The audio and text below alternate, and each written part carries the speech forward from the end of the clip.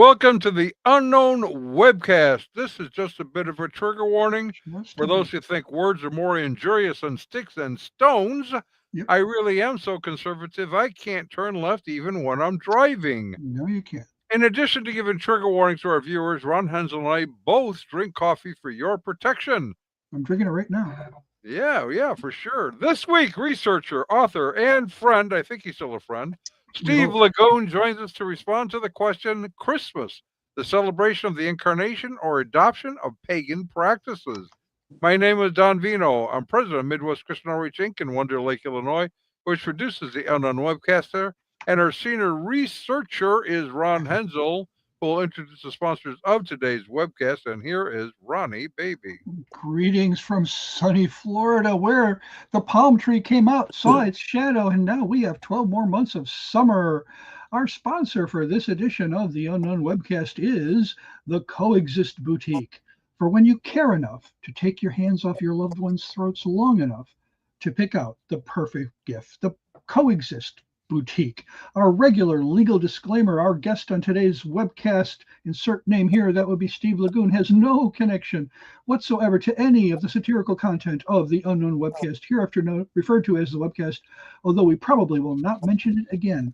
The satirical content includes any and all commercials, end credits, puns, smart remarks, or anything else that might fall under the definition of satire. In the meantime, Midwest Christian Outreach Inc. bears no liability for or responsibility for anyone's opinions regarding this satirical content.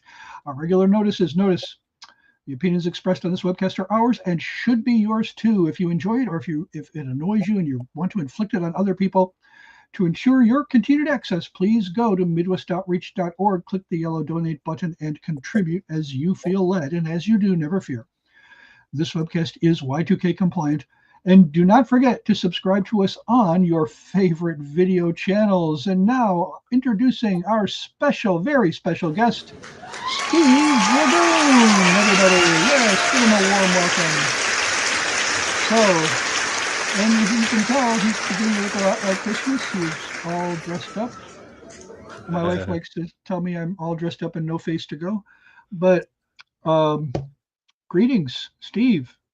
Well, You're thank here. you for that fake applause. It means a lot to me. Well, that's what we were going for. You know, we used to give fake applause where I just would hold my fingers up and go, that was really fake. But then we sprung for the real fake applause, which actually was free, but it took a few minutes to find it online. That's a lot of work for us. That is a lot of work, Oh, especially come for on. Ron. Yeah, I got Oh, to tell you.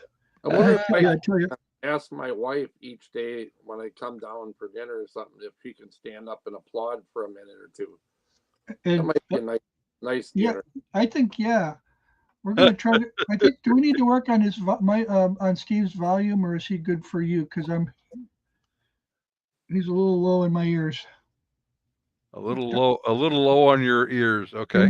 Is he loud enough for you? Because Well, sorry. I think I can hear him. Okay, let me try our Maybe. guest then. Oh, maybe he could speak in sign language, or we could move up the volume on his mic if we wanted to. So. Yeah, I forgot how to do that though. So I'll try to speak up. Oh, there you go. yeah. So Steve is the author, researcher, author, etc., of this book, In Defense of Christmas. It's an interesting title, and I think an important one for this reason. There are, of course, atheist agnostics and others who really wonder why we're doing this at all because they don't believe Jesus actually ever existed. Now, that's one question.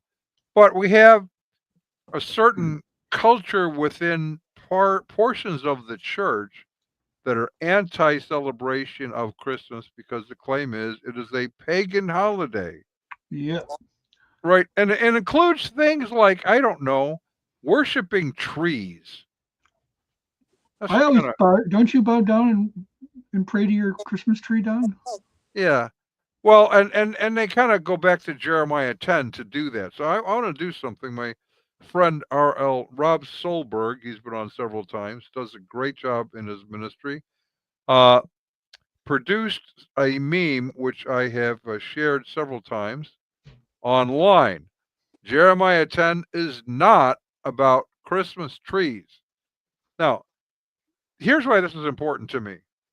because well-meaning Christians very often do not understand the issue of context. The Bible has a context.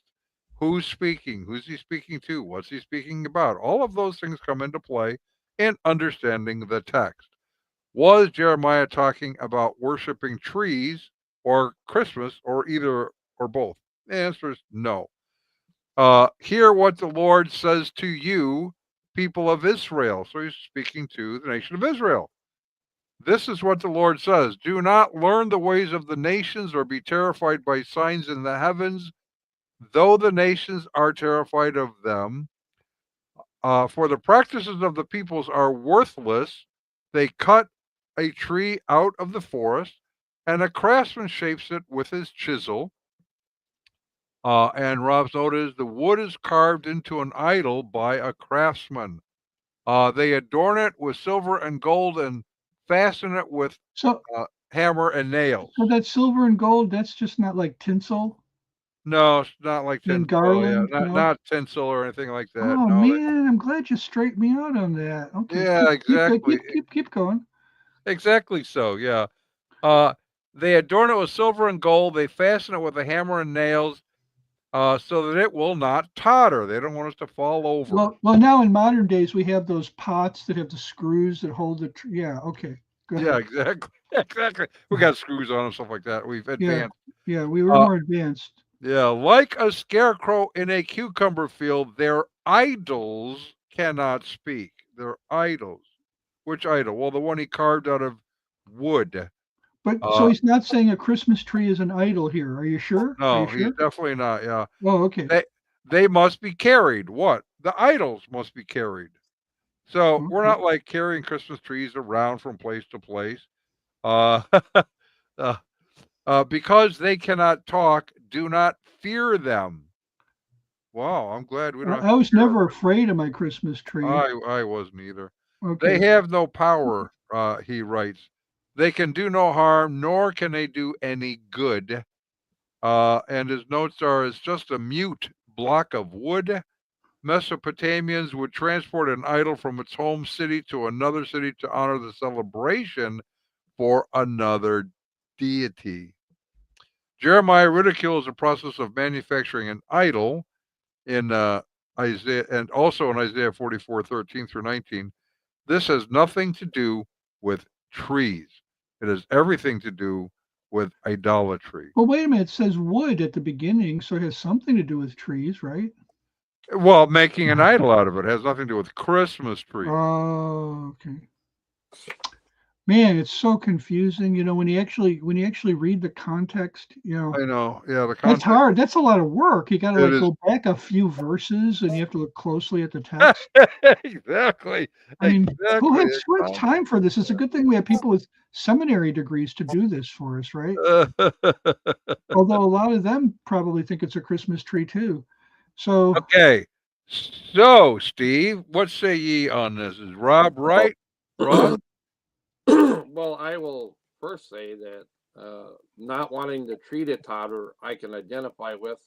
I've had to place blocks on the bottom of our Christmas tree, our idol, yeah, to keep the cats from knocking right it there you go. You see, that's the thing. Did they even have cats back then? That's a good question. They over. probably did. I think that's a sign that they had to nail it down that they had a lot of cats in the ancient world.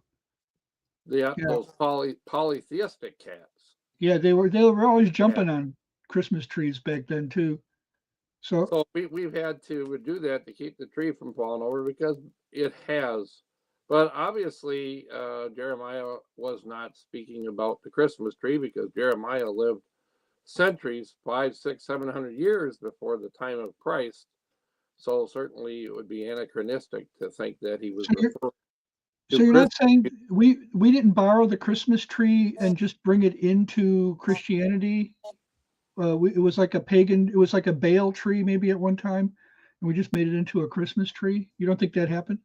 I think that the true origin of the Christmas tree, there's traditions Yeah. out there. St. Boniface cutting down the oak tree that the pagans worshipped and suggesting instead that they have an evergreen tree, which is a symbol of life. I think there's some truth probably to that tradition. There's another tradition about Martin Luther being inspired by an evergreen tree and cutting one down, bringing it into his home for his family, putting candles on it, and so forth. Again, that's another tradition. But to me, the most likely tradition that is the true origin of the Christmas tree is a medieval practice of the church of having on December 24th, which happens to be the feast day of Adam and Eve, that they would in the church set up a paradise tree, which is sort of a reenactment of the Garden of Eden. And this evergreen would have apples placed upon it. And this was, I think, the true origin of the Christmas tree, because they'd have these plays which would speak about sin and the development of sin in the Garden of Eden. But then, of course, the response, the solution was then the birth of Jesus Christ, the babe of Bethlehem. But over time, people began to take these trees and bring them into their homes and set up the trees. And of course, almost all scholars agree that the origin of the Christmas tree does go back to Germany in one way or the other. All these traditions are traced back to Germany. And then when German immigrants came over well, first off, it got to England through the marriage of Queen Victoria with a German prince. And then they became popular in England, and German immigrants and English immigrants then brought them into Pennsylvania and into the United States that way, where they became very popular throughout the United States. So no, we don't have to worship them, and we shouldn't worship them, because Paul tells us that we should serve only God the Creator rather than the things He created. Okay. Well, yeah, and I'm just pulling your leg. Most of the, probably most of the time I'll be pulling your leg today, so just be ready for that. Is that metaphorical or literal? See, I could tell I was dealing with a literal guy here. My wife is very literal. May I have a couple of verses for you? In Isaiah 60, going back into Old Testament prophets, it says, "The glory of Lebanon shall come unto thee, the fir tree, the pine tree, and the box together to beautify the place of my sanctuary." This is Jehovah speaking. "And I will make the place of my feet glorious." There's other references like this in the Old Testament, Isaiah 55 and others. Let me read Isaiah 55, 12 and 13. "For you shall go out with joy and be led forth with peace. The mountains and the hills shall break forth before you in singing, and all the trees of the field shall clap their hands. Instead of the thorn shall come upon the fir tree, and instead of the briar shall come up the myrtle tree, and it shall be to the Lord for a name, for an everlasting sign that shall not be cut off."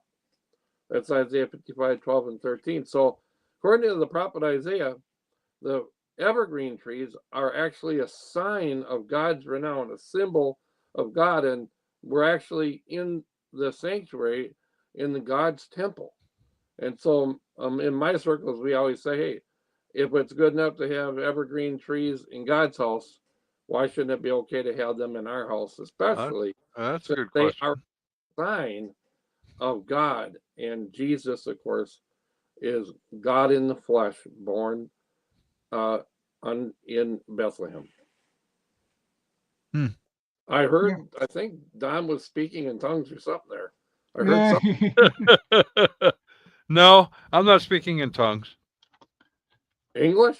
No. So the I just got a copy of your book a little while ago. I've been pretty busy. I haven't had a chance to look at it. Now I give an annual Christmas. The whole night last night to reading. Yeah, I was. I just was. There was this. I was binge watching Friends instead. I'm just kidding. Oh, I see. No, I wasn't doing that. But yeah, I give an annual Christmas presentation in my church, and part of what I deal with is not only the pagan aspect, the argument that people make that it's pagan, but also they're accusing it of being too tied to Roman Catholicism. So a lot of Protestants do that as well. You can make I could do a whole class just on the whole pagan aspect. Apparently, you've done a whole book on that, or do you cover other things in your book other than the anti-pagan argument? In my book, I actually set out to be quite comprehensive in looking at the Christmas story in the Bible. So all the nativity from Matthew and Luke, I looked them in detail and just try to put myself in the perspective of the characters. What would it have been like for this young woman who was betrothed to be married to Joseph? We're talking, of course, about Mary. What would it have been like in that period of betrothal, in the excitement of that, getting things ready for the upcoming marriage, to have a visit from the angel Gabriel announcing that she was going to give birth to the Messiah? You know, she's just a young lady. We don't know how old. Some traditions say she could have been as young as 13 or 14. Hard to say. They tended to get married young because they didn't live that long. Yeah. Back then. But she had to, she heard this announcement and she accepted it. May it be as you say. And so what a great sign of faith that she is. But then she immediately leaves for the hill country to see her relative Elizabeth, who also had been barren and has a miraculous pregnancy with John the Baptist. And she goes and she meets, and when they meet, the babe in her womb leaps for joy at the presence of Christ Jesus in her womb, in Mary's womb. But think of what this is like for Mary, as she's helping Elizabeth get ready to have her baby. But she knows that at some point she's going to have to go home and face Joseph and let him know that she's pregnant. And what a challenge that's going to be. And you know how the rumor mills run in small towns? And what is this going to be like when she starts to show? She knows she has to face it. She goes back to Joseph and she has to announce to him that she is pregnant. I mean, that's what I try to do in the book, is look at it from a human perspective. What is it? What was it like for Mary? What was it like for Joseph? And look at what some of the traditions are related to that. Yeah. So right.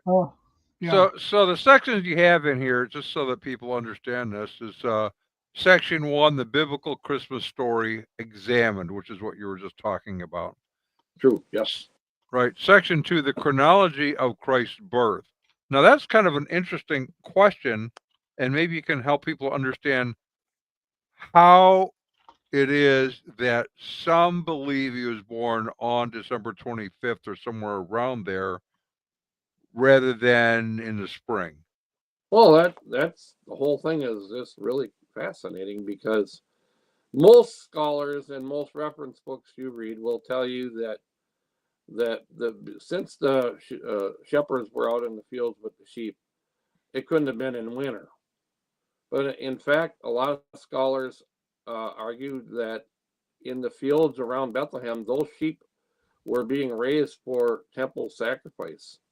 Yeah. Especially for the Passover. I covered that in my presentation. Did you include Harold Honer's book, Chronological Aspects of the Life of Christ, as a source? Absolutely. Yep, yeah, and he talks about this. He's been the primary influence on me regarding whether the day could have been in the winter, particularly December. And he points out the fact that the Mishnah, which is part of the Talmud, actually talks about sheep being kept in Bethlehem in the winter, and that also that it could have been a mild winter. And right as I was giving my presentation, we have these cell phones now.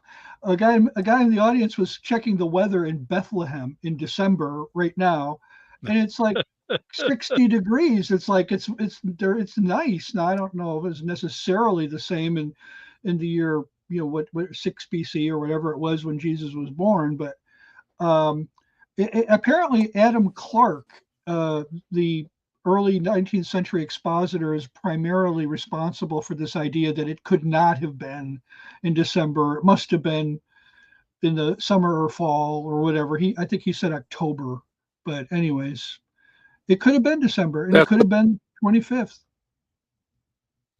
The view of Joe is that that Christ was born in October. A lot of other scholars argue for March or April, but they don't really know. And the Bible doesn't say when Christ was born. There's not a lot riding on it. It's okay if we want to choose one day and celebrate the birth of Christ, since we don't know for sure which day that was. But as far as the shepherds being in the fields, that's certainly not a decisive or a winter date, because we do have mild winters. And it was the belief of early Christians that Christ actually was born in the winter. It's not something that is made up out of straw. There is actually we have actual Hippolytus of Rome, I think, the 3rd century, 200s. He had the December 25th. Yeah, he was like 165, 235, and he did believe and argued that Christ was born on December 25th. And this is 100 years, 150 years, really, before the time that most history of religion advocates think that Christians started celebrating the birth of Christ on December 25th. Right. Well, I want this question to come in before we miss it, and then I want to go back to this, because it's important to understand how they arrived at thinking it was that day. There's a reason for that. But Salvador, my friend Salvador Ung Hayworth, asks, do you think the idea that Christmas falls under the issue of personal conviction, as in Romans 14, as an issue that shouldn't be divided over? I would say yes. I totally agree. And that's why I said earlier that we are not bound to celebrate the birth of Christ. Sometimes the Bible teaches us by precept, but sometimes by example. And I look at the New Testament and the Gospels, and the birth of Christ was a time of joy and celebration. And so to me, it's okay if I want to celebrate along with the angels and others, the shepherds. To me, it's okay to celebrate it. But I just got a message on my computer that I better plug it in, or you guys are going to lose me here. So I got. Yeah, we don't want to lose you. And I bet you might see an improvement once you do that. There we go. We might see one too. So, like I think it was 1659 or so, the colony of Massachusetts levied a 5-shilling fine. No, I'm sorry, 3-shilling fine if you celebrated Christmas. Now, 3 shillings back then was like 5 days' pay or something. Maybe have it reversed. 5 shillings is 3 days' pay. And it was a stiff fine for a laborer, for the lowest rung on the economic ladder. So there have been Christians who took a very hard attitude against Christmas. I agree; it shouldn't be divided over today. We should not be. There should be neither civil nor ecclesiastical sanctions against it. But we're living in a time when there are still some holdouts. There are still, particularly in my background, Presbyterian Reformed, we still have people who will say, we don't do anything for Christmas in our church. We don't even notice the day. If the pastor is preaching through 2nd Chronicles, he just keeps preaching through 2nd Chronicles all through December. So there is that, attitude. There's that belief. I think around 1850 or so, roughly, Reformed churches in North America began to move away from that attitude until today. It's very hard to find. So Well, right, and it's important, and I'm glad Salvador asked the question, so we can touch on it again briefly. We had a couple of individuals involved with our ministry. They hailed from India, and where they grew up, they never celebrated Christmas. So when it came that time of year, we were all gracious to one another. It's not required they celebrate Christmas or even say Merry Christmas. uh, uh, we focused together on the incarnation. That is the topic, the central topic of discussion. Not should you or should you not celebrate. And frankly, the celebration can become almost idolatry in some settings because the giving and purchasing and passing out of gifts becomes the right, main attraction rather than the worship of the Savior and remembering the incarnation. So yeah. now, having said that, there's a reason it came to this date. What was that? Uh-oh. Oh, there you are. What?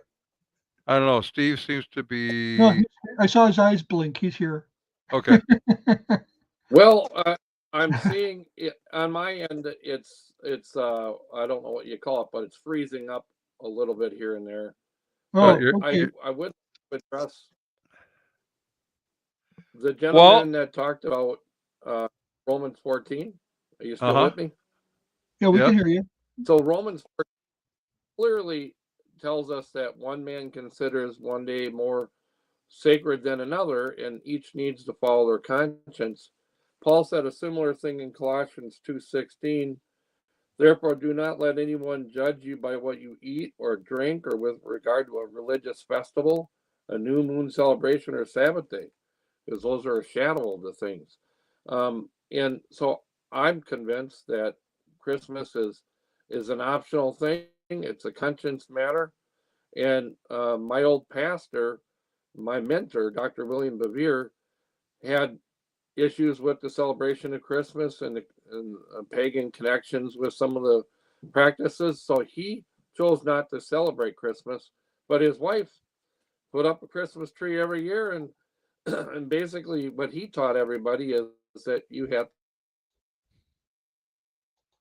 to follow your need to be tolerant and respectful to each other in the celebration or not uh, celebrating of Christmas. Yeah, And Yeah. so that's all I'm saying. We're not required to celebrate, but I don't think there's anything unbiblical about it. no, But unfortunately, I do come into some churches where they will not celebrate it at all, and they make it a law to all the yeah, people of that church. We're not going to have any part of that. And I think a lot of their views are based on outdated, outmoded ideas about the origins of Christmas.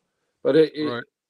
and I just throw this in to boot is that a lot of the customs that we have as part of our daily lives have pagan origins. And Jehovah's Witnesses, who are definitely not fans of Christmas, have acknowledged as much. They have acknowledged like the wedding ring is pagan in origin. That they've acknowledged that the days of the week and the days of the month, I mean, the names of the months of the year, Mars for the god Mars, and Tuesday for the two, or Friday for Frigg's Day. If you look at the origins of these things, they are pagan, but we still continue to use the calendar. And it's ironic that that the Puritans even tried to purify the calendar, and they didn't succeed. And Jehovah's Witnesses actually tried to have their own calendar, Woodworth, in the Golden Age magazine, I think in 1935, tried to get rid of this what he called Satan's calendar and clean it up with a holy calendar, but that didn't last too long.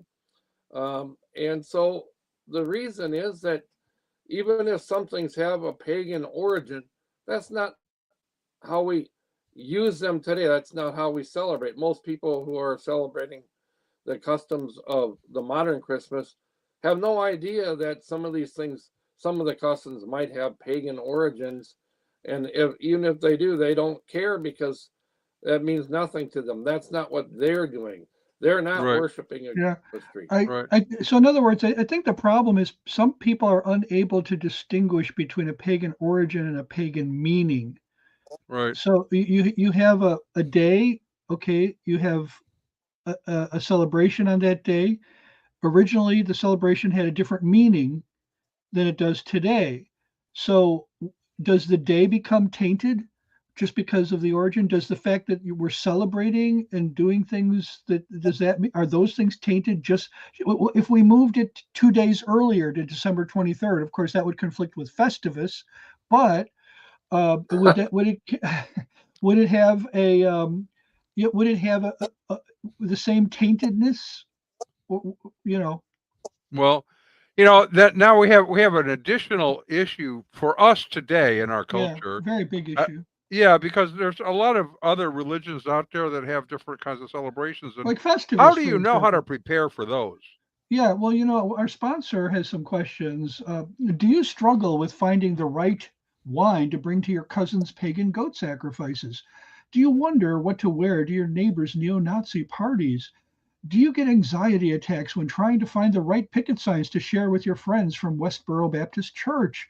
Well, now you can say you're canceled to the uncertainty of celebrating special occasions with loved ones on opposite sides of the culture wars, because now you can find the perfect gift for any ideology at the Coexist Boutique.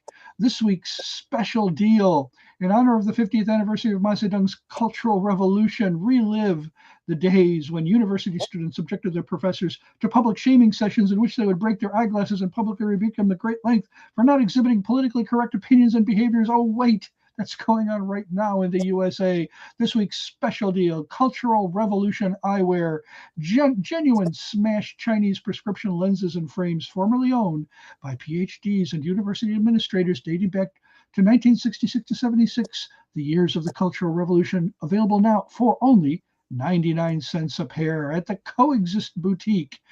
For when you care enough to take your hands off your loved one's throats long enough to pick out the perfect gift, the Coexist Boutique. We must all coexist.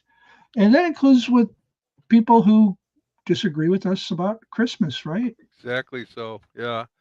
So let's go back to the question I had asked earlier. Why did December 25 become the day? There's reasons why the early church chose that day, You see, unrelated to see other now I celebrations. did not come across those reasons. I've only come across reasons why it's not impossible.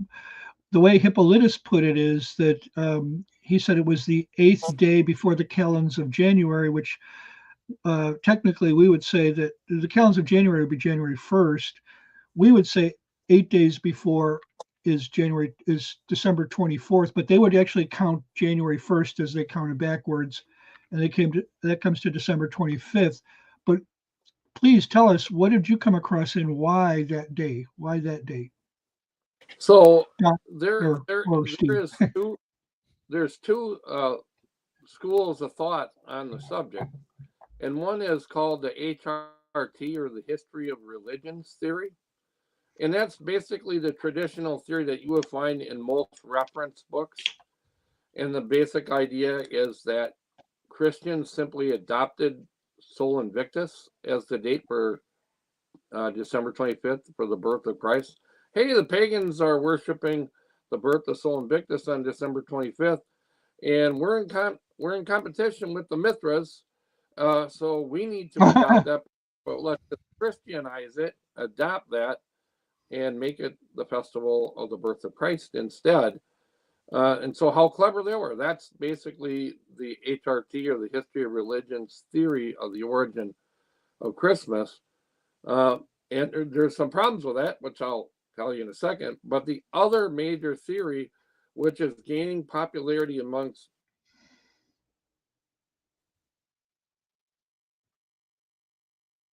Okay. Do we lose them? historians, is the that that was prominent among early church fathers, that Christ uh, birth, not his birth, but his conception. I struggle to think of that word. was on March 25th. And that then you calculate 9 months from March 25th and you come to December 25th. And so you can quote from many of the early church fathers in this regard, that they actually believe that Christ was conceived on March 25th and that they calculated out 9 months and arrived at December 25th.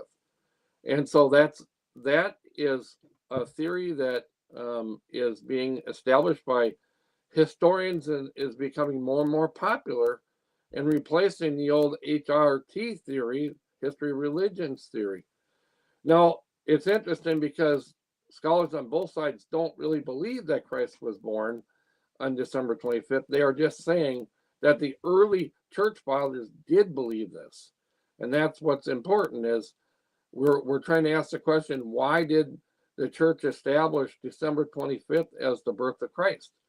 And it is because of this reason, because of the calculations theory that they had established March 25th as the conception of Christ and calculated out to December 25th as his birth.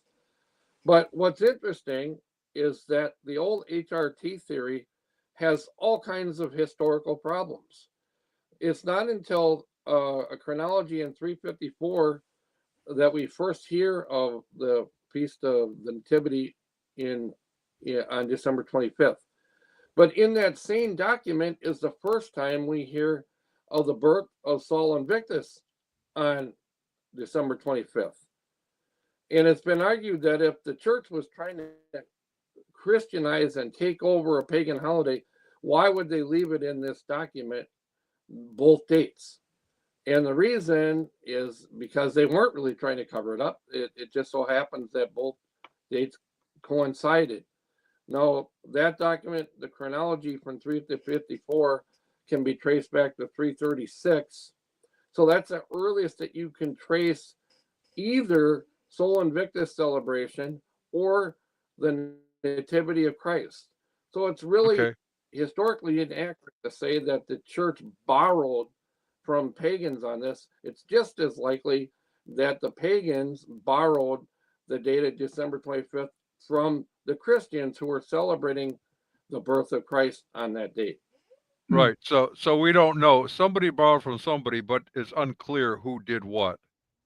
That's right. Yeah. But it's not established that the old HRT theory that Christians simply borrowed the date from Sol Invictus celebrations isn't proven. It's a theory with very little evidence. In fact, some scholars say no evidence. I haven't heard any yet. So yeah.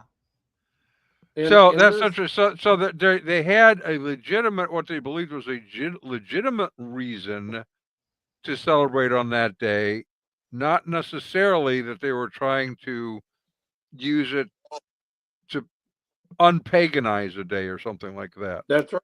Absolutely. And all that information is detailed in my book at length, and a quote from all the historians on the subject. But there was one other aspect, if we have time, I'd like to bring out. Yeah, absolutely.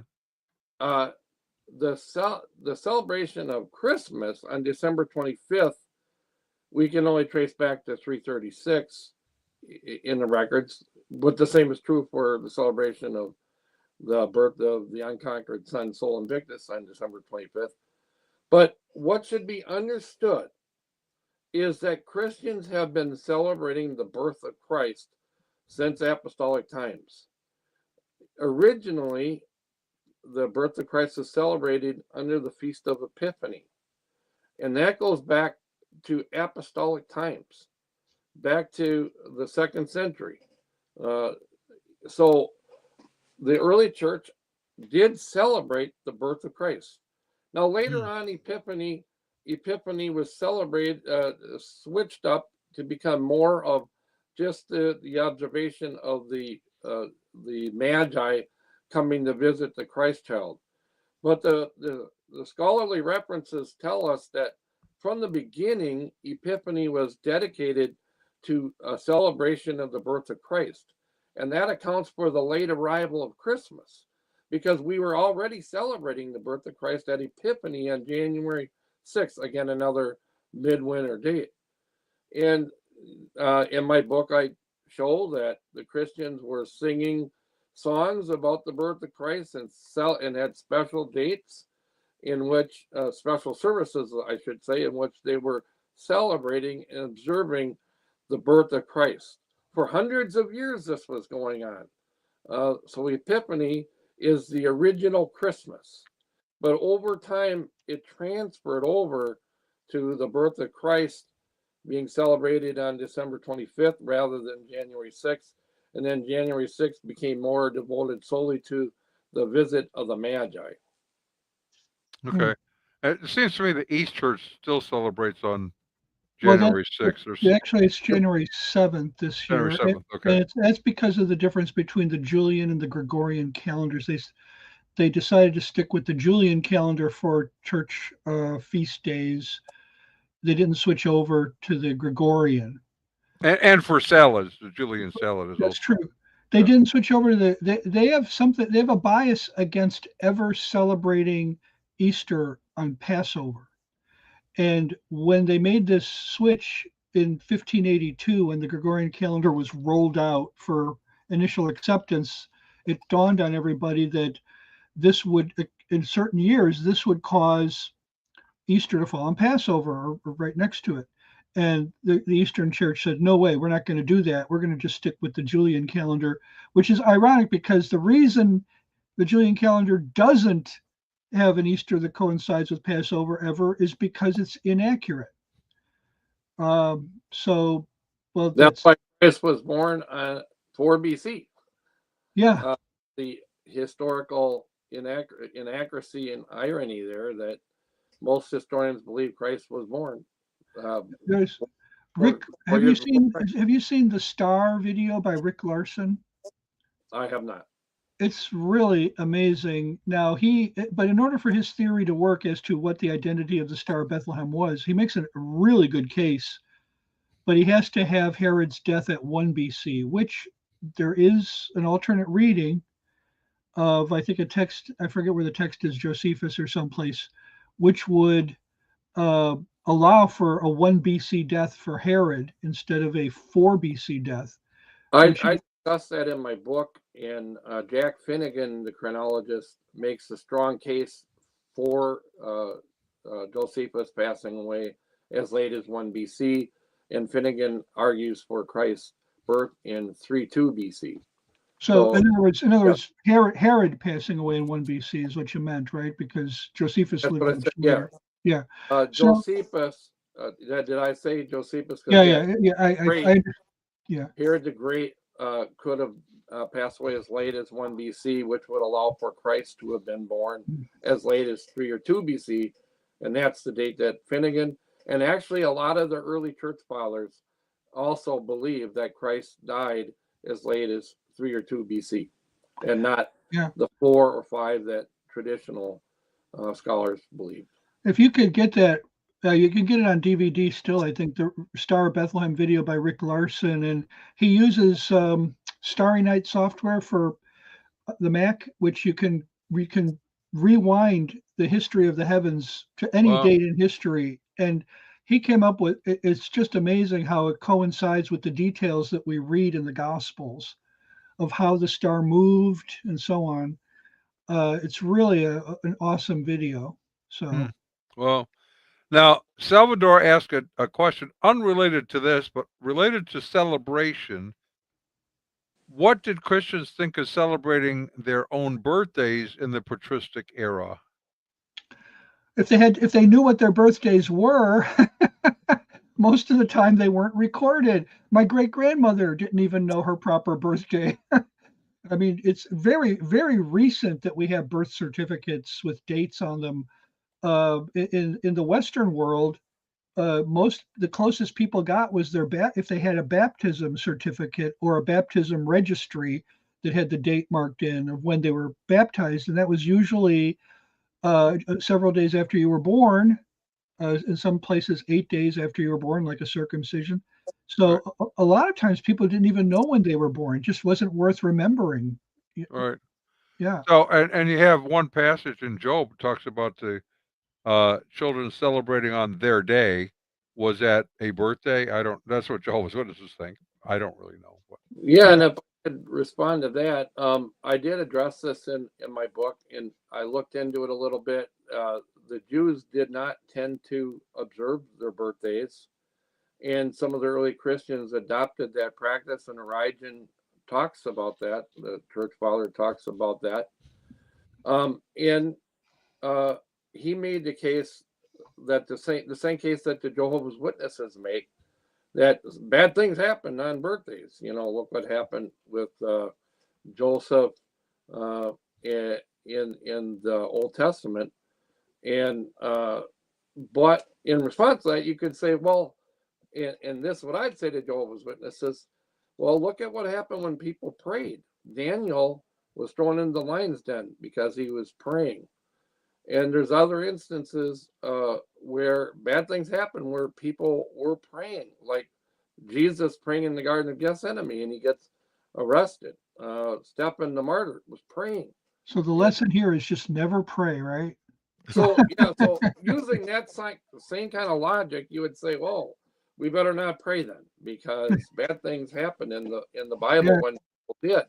But that's a very weak argument. Yeah, it's the same logic Homer Simpson used when he said to Bart, "Well, son, you tried and you failed, so I hope you learned your lesson. Never try." You know. Yep. Well, you guys mentioned about stars, and I'd like to talk a little more about the Star of Bethlehem. Yeah, please. But first, I got to say what an awesome experience this is for me to be amongst two stars like Don Bano and Ron Hensel. Really.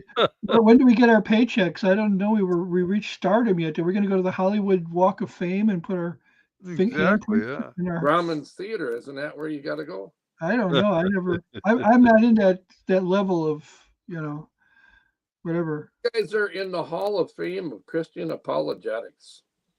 John, why didn't you tell me? I need a raise now. There you go. Talk to Don about that. No, actually, the newer apologists tend to call me OG, original gangster. Yeah, I got called that once for an article I wrote. Didn't even know what it meant. So I didn't either. I thought I was the original geek, is what I thought I was. So. Oof. Yeah. Okay, so carry on. You were going to talk about something. Now I forgot what it was. The Star of Bethlehem. Oh, yeah. There's really two ways of looking at it. And one is that there's a natural explanation for that star. And another is a supernatural explanation. And there's been a lot of effort through the years, through the centuries, to explain the Star of Bethlehem as a natural phenomena. Probably the most famous, even today, was that advocated by Kepler, and probably what Ron was referring to. Yeah, Rick Larson came up with this. So, yeah, go ahead. Tell me what Kepler said. Go ahead. A conjunction of Jupiter and Saturn with Mars nearby, and then followed by a supernova. Yeah, that's how Larson. Around 7 BC, and you can go back and you can find out that did happen. Yeah. And so some people look to those sorts of explanations: a comet, Halley's Comet, an asteroid, a conjunction of planets, supernova, all different natural explanations. But to me, none of those stands up to scrutiny, because the biblical star, and I'm just giving you my opinion, but the biblical star was specific enough to guide them to a specific location and to a specific house in Bethlehem. Now, it's interesting, and John MacArthur and some other scholars have pointed this out. D.A. Carson, the great scholar, pointed out that that Matthew does not specifically say that the star moved and led the wise men to Jerusalem. It just says, we saw his star in the east and have come to worship him. So, according to Carson, MacArthur, where else would you go to look for the child of Bethlehem? I mean, the Jewish king. You would go to Jerusalem. So they saw the star in the east. They didn't say that star guided us to Jerusalem. It just says, we saw the star in the east and so we've come to Jerusalem looking for him. But it guided them to Herod. This is why Jehovah's Witnesses think that the star was put there by Satan. But then why would the Magi the not problem have protected the Christ child? The problem I have with that answer is that Matthew 2:9 says, "And behold, the star that they had seen when it rose went before them until it came to rest over the place." That was after they were in Jerusalem, and right, after right, there was Herod. right. Then the star reappears and guides them then to Bethlehem and to that specific house. So the star I'm not saying that it's impossible that the Star of Bethlehem guided them to Jerusalem. It could have. Well, but for sure, at least they saw it in the east, in Babylon, where they were coming from. And when they got to Jerusalem and set up for Bethlehem, the star reappeared, and then it guided them. That much from there. I don't see in the text that it disappeared and reappeared. I would really check out Rick Larson's video. I really recommend it, because in this software that they use, they're able to look at the heavens from literally any place on earth.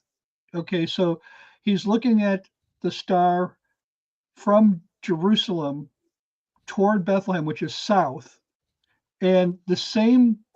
He sees a conjunction. He has a conjunction view similar to Kepler's, although it doesn't include a supernova or anything like that. And this star appears exactly where the text says when looked at it from various points of view. So I agree. This is like something that we could debate back and forth, and you're going to have different points of view on it. But the reason I like this view as opposed to a supernatural view is that if it was a supernatural event, then it would only be able to be seen by the Magi, probably. I don't think reason to make that assumption. Well, because we have stellar charts from this era, and none of them record anything. Well, okay, Kepler's view has the supernova that was recorded. We know that happened in 7 BC. So if it didn't happen on that day, if some other event happened that matches what the text says here, my question would then be, why wasn't that recorded on any stellar charts or by any astronomers of the period? Well, the answer would then be, in my opinion, it would have had to be something that was only seen by the Magi. Well, if you look at why in the world were the Magi even coming in response to a star, I believe the answer is that you look at Daniel chapter.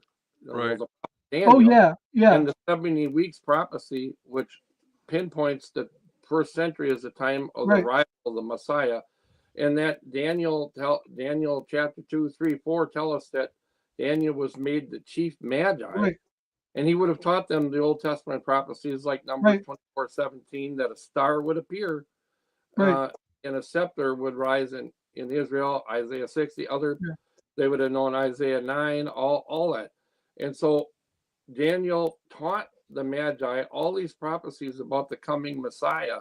So when that star appeared, whatever it was, supernatural or natural, they understood the significance of it and went to Jerusalem in search of. And I agree with that. I think Larson covers that too. These Magi had some familiarity with Old Testament scriptures and messianic prophecies.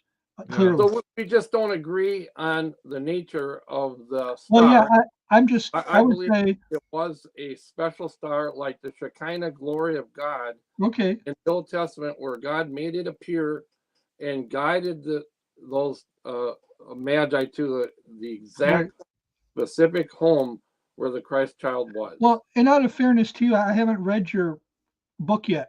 No, mentioning the book is In Defense of Christmas. Right. There's a link in the description. You can go right there and order it up even as we speak. And you have it. It's also an ebook as well, right, Steve? It is an ebook. Go on Amazon.com. It's there, baby.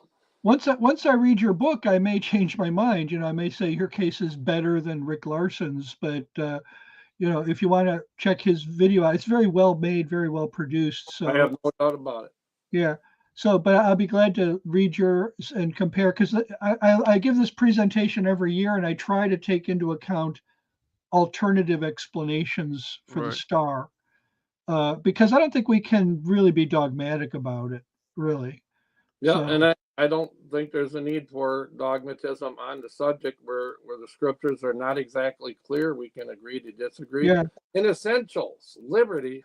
yeah, right, In right. essentials, unity. In Right. non-essentials, liberty. So- in all things, charity. Felix Fortuna asks this: was the Magi from Jerusalem? More than likely, they were actually from Persia or the Medo-Persian area, and would have traveled, and it would have been about a 4-month journey. But the Magi were basically court advisors, kingmakers, astrologers, and there's a case in the Old Testament where some of the some of the people that were in the, I can't think of the word, when all the Jews were cast out of Diaspora, the diaspora, Babylon. Nope. Well, when they were the, in the, the captivity, exile, the exile. Captivity in Babylon? and it took them about 4 months to return to Jerusalem from that Medo-Persia area. So I think that they saw the star in the sky on the night Christ was born, and the Magi then made their journey, and it took probably about 4 months. So they were not there. They couldn't have been there on the night that Christ was born, No, because we know that after the Magi left, Herod sought to kill the child. They fled, and yet we know from Luke's gospel that Christ was taken to the temple for Mary's purification and presentation on the 41st day, likely, of his life. So the Magi are still a part of the Christmas story, the nativity, but probably about a month and a half to 2 months or longer after the birth of Christ. Which makes sense because Herod had the children 2 years and under killed. yeah, Right, and Matthew also tells us that when the Magi came, they came to the house, not to the manger, but to the house where the Christ child was. Right. Right. So, and it's all in the text. There we go again. Just well, not all of it, because there's things that we don't really, as we're talking about, even a star. My pastor mentioned it might be something like the Shekinah. You mentioned Shekinah glory. When he was leading Israel, it was a pillar of cloud by day and pillar of fire by night. Is it perhaps something along those lines to lead the Magi? My answer is I don't know. It's speculation, but yeah, my old pastor used to say it's holy speculation. yeah. It's hopefully sanctified, in some sense, speculation. Yeah, and So interesting Felix stuff. says, "Thank you for answers," and I'm glad you asked the questions. So Yeah. let's see. I think we might have one last thing. We have a few minutes left. Oh, the customs of Christmas, A to Z. That's chapter 5, section 5. What is that? What is that section about? Well, I discussed several things in there. The origin of Santa Claus and the connection to Saint Nicholas, the origin of the Christmas tree, some of the customs from around the world that are super interesting. One of the interesting things in history is the Star Boys, because in medieval Europe, part of a regular celebration of Christmas was the Star Boys, where they get this pole and they'd have this long pole with a star on the end of it that was illuminated, and they would go around the village acting out the Christmas story and the Magi, and one of them would be Judas Iscariot collecting the money, but then the money would be used for the poor. But it was a very interesting custom, the Star Boys. So I talked about that. Saint Nicholas was a confessor in the church. He had suffered under the Roman Emperor Diocletian, and so he had the marks to prove it in his body. And when the Edict of Toleration came about, Saint Nicholas was a very devout and wealthy person who was a bishop of Myra in ancient Turkey, and was even at according to tradition, at least he was at the Council of Nicaea. Mhm. And there's a well-known tradition. He slapped Arius. Arius the heretic, and it's a truism that there are more churches in Christendom named after Saint Nicholas than any of the other apostles. So, Yeah. and then certainly over time, Saint Nicholas became Santa Claus, the Santa Claus of tradition, not Yeah. the Santa Claus of history, but of mythology. Right. Well, and for those watching, an awful lot of what we understand as a culture about Christmas really didn't come into play until the early 20th century. And so you have things like the Night Before Christmas story and those sorts of things. And Yeah, it Clement became, Moore.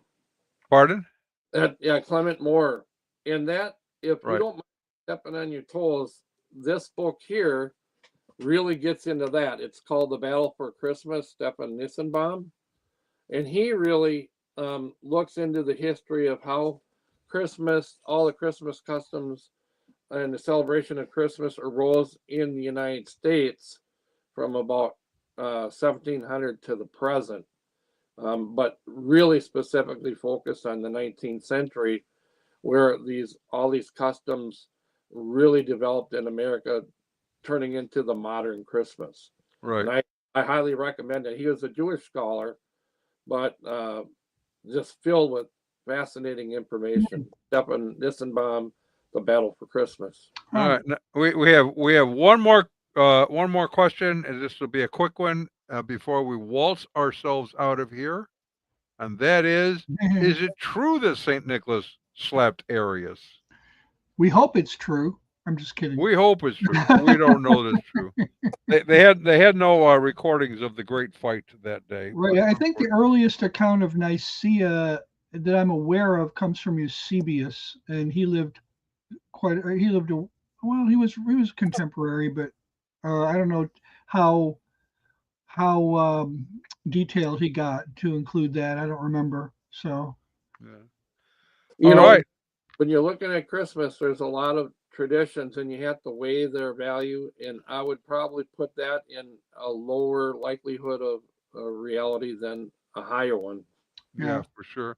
So get his book. If you have questions about Christmas, he is well written. I've read it, and I think he's done a good job of explaining the issues, addressing the issues, saying, here's what's true, here's what may be true, here's just food for thought. And I think that can be helpful. I think we need to have him back next Christmas. What do you say, Don?